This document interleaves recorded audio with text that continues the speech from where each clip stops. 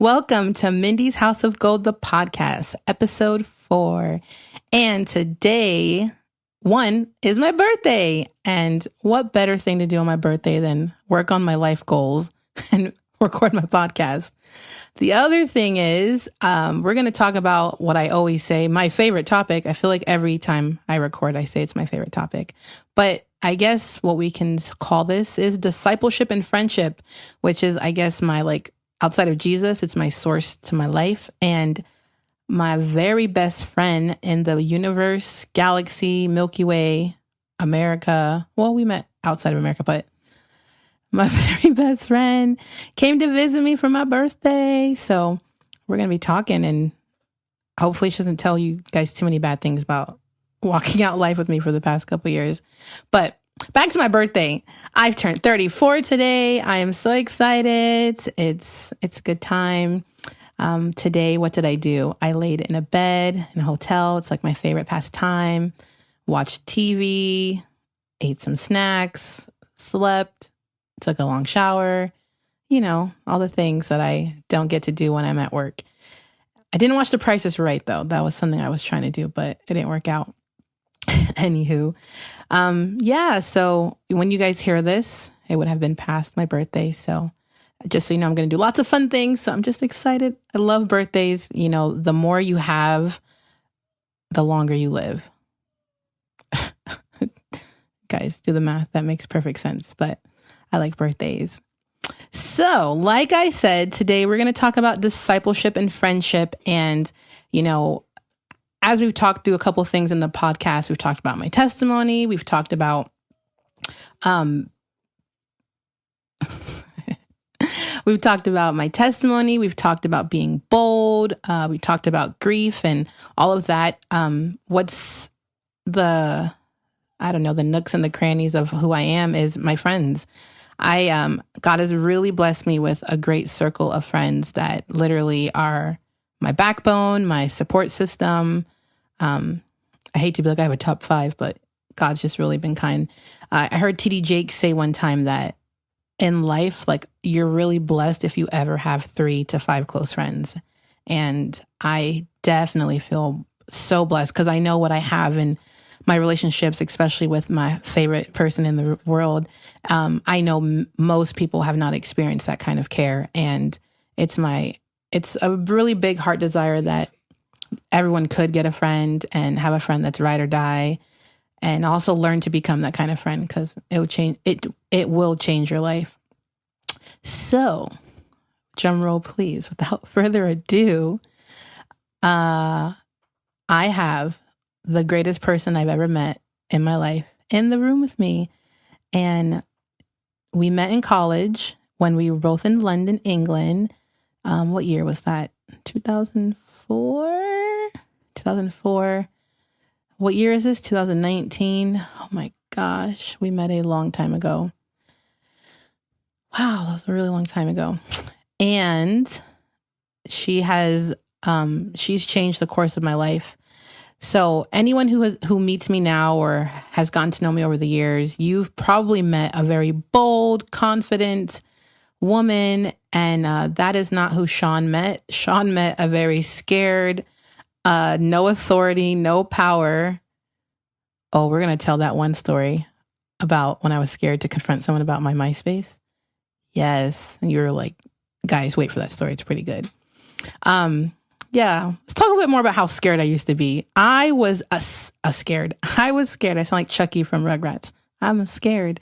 I was scared of confrontation. Oh my gosh, I would never speak up. I was terrified to speak about Jesus. Oh my, I don't even remember who that person used to be. It is so crazy. And if I can close my eyes and think back to when I met Sean, she was always slow to speak, a very good listener, and she would just say one-liners that would check you.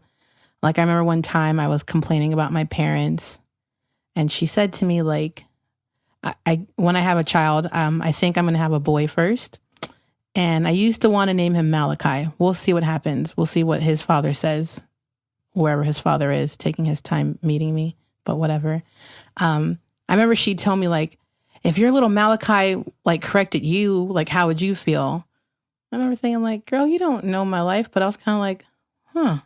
So she used to say these little one-liners and it was crazy. The other thing I want to say about her friendship, there's so many stories. Another thing about our friendship is she would dream with me. Like, she would allow me just to like ramble and just talk. And like, I guess before her, I never really had someone that was like my friend that just cared about what I was going through, what I was thinking. And no shade to anyone else friends with growing up. We're still, a lot of us are still cool. I love you guys. But this was someone that like just poured into me. I didn't do anything. Like, even now, she knows I'm the worst at returning phone calls. But she still answers mine whenever I call. And she still leaves me ugly voice messages as I leave her some. But yeah, friendship will change your life. And it is a physical expression of God's love for people. Relationships is how we get to experience the love of God. But in a deep best friendship, I just made that up, with someone being ride or die, it's definitely how you feel the tangible feet of Jesus. So, Sean, welcome to the show. Thank you. Glad to have you in the room. This is my like radio voice that I've now transitioned into. So, I have a question for you. How did we meet / what was your first impression of Minde? Well, hello, everyone. So it was just, I guess, one of those actually, I think that the weather was beautiful in London. Some people complain about it. I thought it was great. So I was coming from school because I was a very serious student. I was serious too. Serious about traveling the world and sleeping in. Yes, but you did enjoy your college time, which I wish I had done. So if you are in college, enjoy all of it. Don't just be a super serious student. Enjoy the full experience. I'm learning to do that. So I was very serious, headed to the library. And there was Minde hanging out with some friends, having a good time, which I should have been doing. I tried to invite her. I was like, hey, girl. Yes, I was like, no, I have to study. I think I definitely could see that there was something about you, and I saw that you were definitely like sparkly. And for those of you who can't see her, she's gorgeous. She looks like Jada Pinkett Smith, but she ain't crazy like the Smiths are. We love them. We're just processing a very abstract way of life. But I definitely could see that she was godly, and you know, I was semi-godly. I was working on it, and I was like, "You, godly one, be my friend." And she just looked at me like I was crazy. Like, who are you talking to?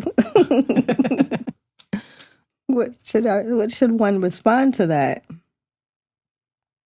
She responded with becoming my very best friend. So it worked. It worked.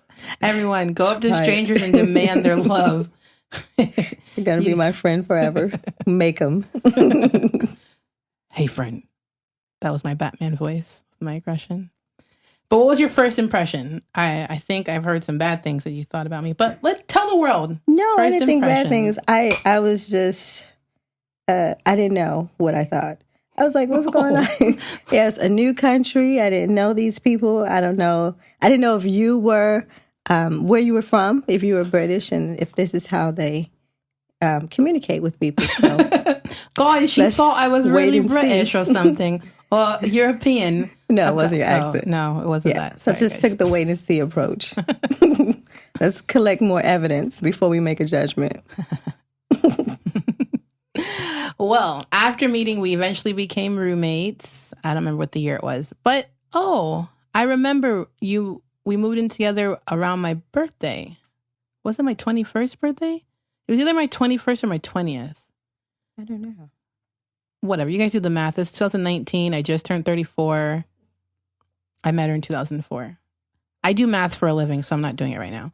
Go for it. So I remember like when we used to live together, I would just be able to talk about my thoughts and my life and my perception of the world. And she was really good at just listening. And I would be like, no, she's not going to say anything back. Not that she was like ignoring me, but like she would just let me listen. You need to get it out. Thanks. Complete your thoughts. Yes. Thanks, friend. Welcome. So I used to just vent about my whole life and what I thought. But this is where things started getting crazy. So It's like talk therapy. That's what it was. it is. And to this day, 15 years later, or however long, that math once again, yeah, she lets me talk. She slips up every so often and she'll say something. And I'm like, oh no, you're being crazy. But I remember I had a birthday party. Do you remember like Patricia threw me a birthday party? Yes. It was a dance party. There was lots of cake. I remember that. And what else happened during that time of life? We were so random. I was like really fresh to Jesus. So I was very zealous, kind of a scared zealous, if that makes any sense. So Sean would really kind of like make being bold normal. So whenever like there was troubles with school or if we had drama with the finance department, she'd be like, let's fast and pray about it. And I'd be like, oh, okay, let's do that. I don't want to. I want to eat. Yes, we want to eat these snacks. We want to eat these, what do they call those chocolate croissants, guys? I want to eat Nando's. Shout out to all the delicious food that's in England. That's right. What's that place? Texaco? Tesco, the supermarket. Yes.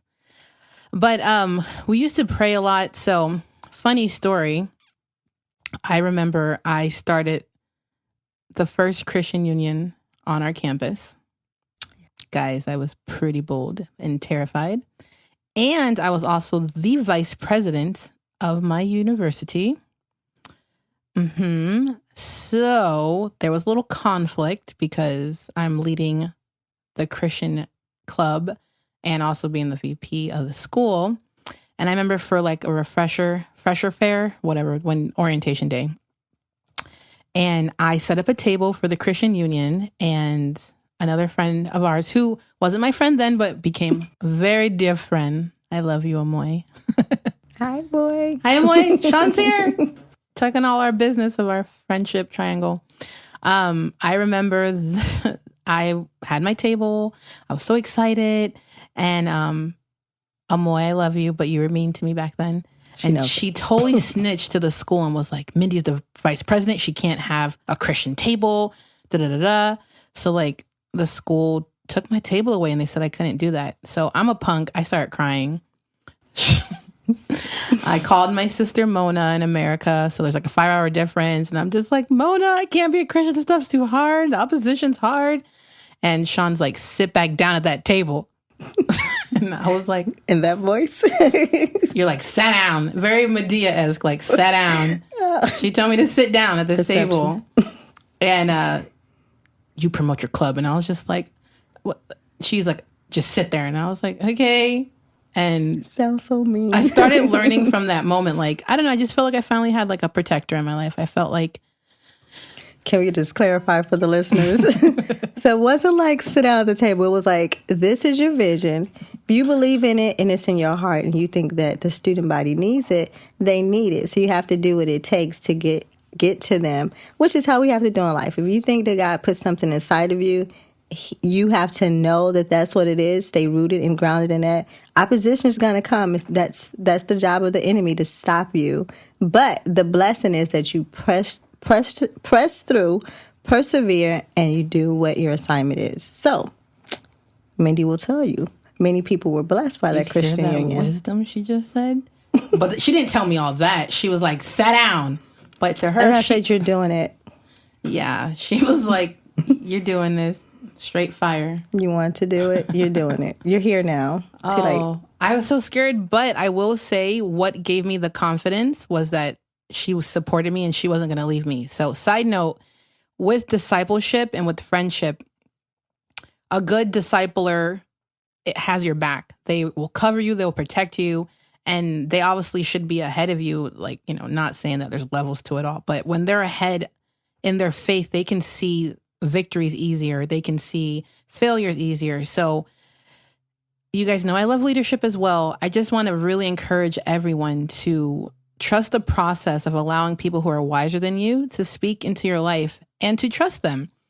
We can talk about forgiveness some other time of, things going bad, but because she was confident, it caused me to be confident that I was going to be okay and that if something bad happened, that I'd be okay. And 15 years later, guys, I'm doing okay. Because I'm bigger. I was like, I got you. Oh, guys, I feel like I'm going off script. I had questions, but I feel like we need to tell another story. No. We'll see what happens. It's your show. Do what you want. This is the Mindy's House of Gold Sparkle Show. And there's plenty more where this all comes from.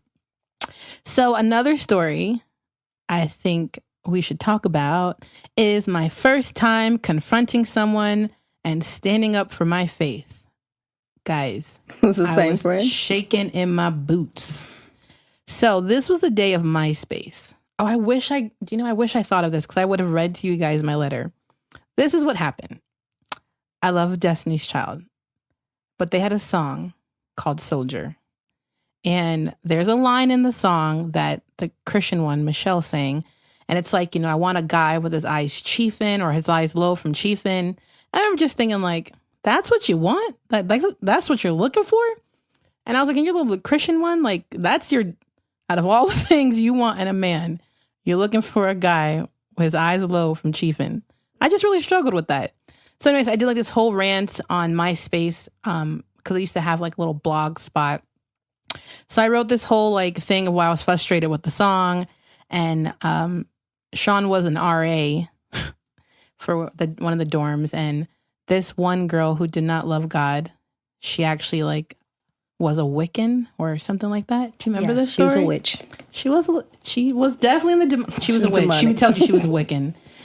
So I had never, ever really met straight up someone that's like, I'm not Christian, but I pursued the devil. Like I've never seen anything quite like it. So she like told some other people that she was mad at me for what I wrote and how could I? And I was scared. I was like, oh no, I was too bold. Look what happens. I don't want to like be confronted. And like a good friend, Sean was like, you're going to stand up for yourself. You're going to speak. And I was like, can you just talk to her? And she was like, no. So you'll talk to her, but I'll be there with you when you do it. Oh yeah. See, that's what good discipleship is. She was like, I'll be in the room with you. So here we are in the living room of this dorm. And I was terrified.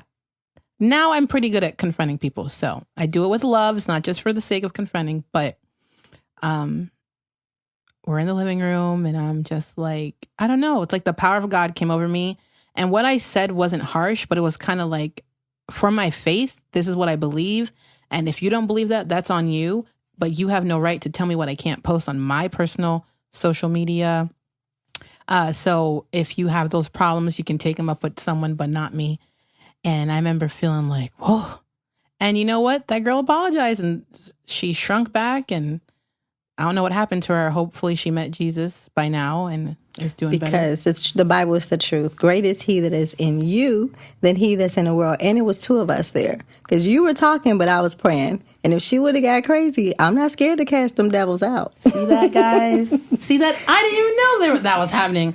I just thought this nice Jada Pinkett Smith lookalike was just here to, be my cheerleader. But here she was being like all spiritual and wise and praying. And a lamb there. I was terrified.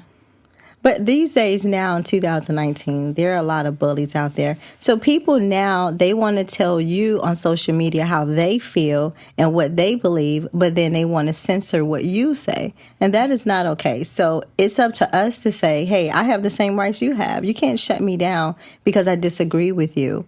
We don't have the same mind and we don't have the same mission. So what you're here for, what you're created for is not what I'm created for. And you're not going to stop. You're not going to stop what I have. Can't you stop me? Sorry, I'm crazy. Yeah. That'd preach. You guys hear that wisdom?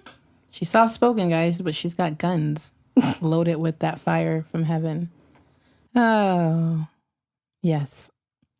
So something I want to ask you about in particular, because I will say, I feel like for sure as a Christian, there's this like weird vibe.